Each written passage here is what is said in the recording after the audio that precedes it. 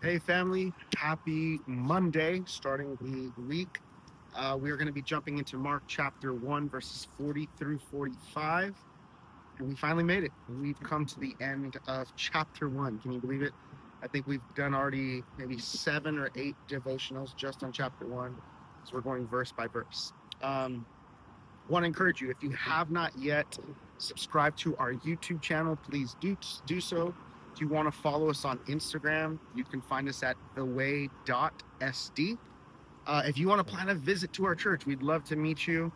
You can go to our website, thewaysd.com. Thewaysd.com. Like I said, we'd love to get to know you and just, hang out, fellowship, grow in faith, grow in community, grow with God. If you want to support, if you're like, hey, I love what God is doing in this community, you can also support. Like I said, just go to our website and you can find ways to give there. All right, so here we go.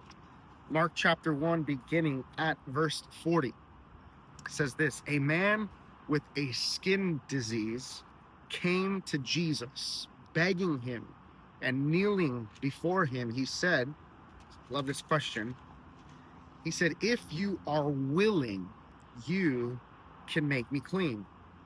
And moved with pity, moved with compassion, Jesus stretched out his hand and touched him and said, I am willing, be made clean. Immediately, the skin disease left him, and he was made clean.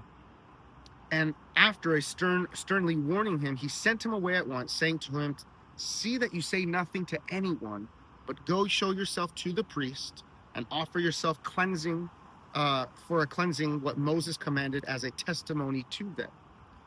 But he went out and he began to proclaim it freely and spread the word, so that Jesus could no longer go into the town openly, but stayed out in the country, and people came to see him from every quarter. Question for you is, I want you to think about, you and I can think about, who are the untouchables in our society today? Think about when you're watching the news, when you're watching social media, culture, religion. Everyone has a people group or someone who's like, those are the untouchables. Maybe the untouchable for you is the other political side, right? It's like you stand on one side of politics, and so the untouchables are those people, and vice versa. Maybe the untouchables, depending on where you live, what part of the country, it might be the person who's addicted. It might be the homeless. It might be somebody in your family who, they have been like, they are the untouchables. But I want you to think for a moment, who are the untouchables? Because that's exactly who Jesus touched. Notice what Mark says, that this man, this leper, I just want you to go with me for a moment. Let's dive into the first century. And this man wasn't untouchable. He was cut off from his community. He was cut off from his family. He's cut off from everything.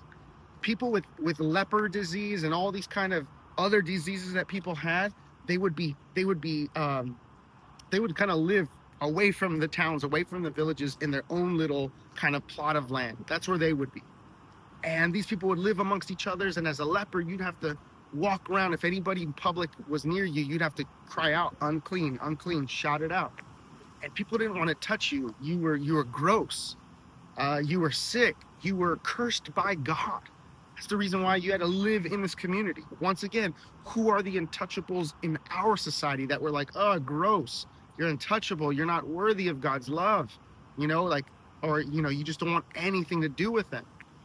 But here comes this man. He has the courage and the faith to come up to Jesus, and he says, if you are willing. And I often wonder, for myself, for yourself, how often do we come to God when we've lived in our shame and we feel like we're untouchable? This man was living, like I said, in community where those are the untouchables.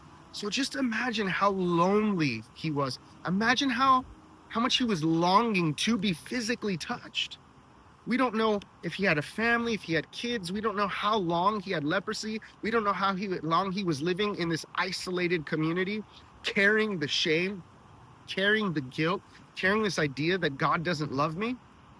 And so we as a society, we know plenty of people within our society that are lonely, that are isolated, that feel shame, that carry the weight of sin, that carry the weight of their brokenness and their woundedness. And it's like you and I come to God, and even you and I, when we get to places in our life where we've messed up, where we failed, we feel untouchable. And it's like this man comes to Jesus like, if you are willing. And Jesus shows him what God the Father is like, because he has compassion, he has pity. He's like, of course I'm willing. Yes, I want to. And Jesus reaches out, and Mark shows us that Jesus is not afraid to touch the very things that you and I try to avoid. The people that you and I try to avoid, or the things in life that we try to avoid, Jesus doesn't avoid that. And so here he is. He reaches out his hand and he touches the very thing that you and I, right, as people within society, that you and I we might be afraid to touch. And once again, I want to speak to, who are we afraid to talk to? Who are we not engaging? There's a B right here, by the way. Who are we not engaging? Who are we not praying for? Who are we not coming into contact with? Who do we not want to have dinner with, right? Who don't we want to, let's say, step into the church doors? Or I don't know, who do you try to avoid? And the call for you and me as followers of Jesus is like this week, as today's Monday, I want you to pray about, I want you to meditate, I want you to think about, like, God, who are you calling me to touch, right, in my life? Who are you calling me to minister to? Who are you calling me to love on? Who are the untouchables? Who are the unlovables that you're calling me to love? And then thinking about it for ourselves, that Jesus is so good, that you and I, right, society was telling him he's not worthy, you're untouchable, you have to live in isolation, you're cursed by God. And so you and I live sometimes that story in our mind. Religion has told us a story, right? Culture has told us a story. Society has told us a story. And what's the story? It's like, if we've messed up, it's like, you're not good enough. You know, you can't be healed. You're broken. That's been the story of your parents. That's their story, and it's been passed down from generation to generation. And there's things that you and I come to Jesus and we're like, Jesus, if you're willing. And I want you to know today that God is always willing. God is always willing to reach out and touch the very places that you and I carry so much shame, and we don't want anybody. Think about this man, leprosy, I mean, skin, it's probably didn't smell very good. It looked kind of gross to even look at. It was painful. Skin is rotting. People don't want nothing to do with him, and Jesus isn't afraid, and he embraces him and touches him. So think about it this week for yourself, is where in your life are you saying, God, are you willing? And Jesus is revealing the God who's always willing. And then that second part is, God, where do I need to step up my love? Where do I need to elevate my love so that I can touch the very people that I've been trying to avoid?